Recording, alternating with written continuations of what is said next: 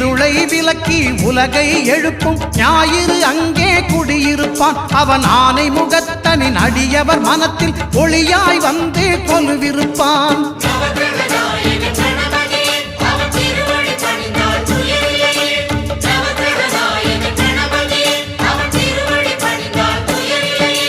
ஒன்பது கோளும் ஒன்றாய் காண அங்கு கற்பகம் என்னும் கடவுளின் மெய்யில்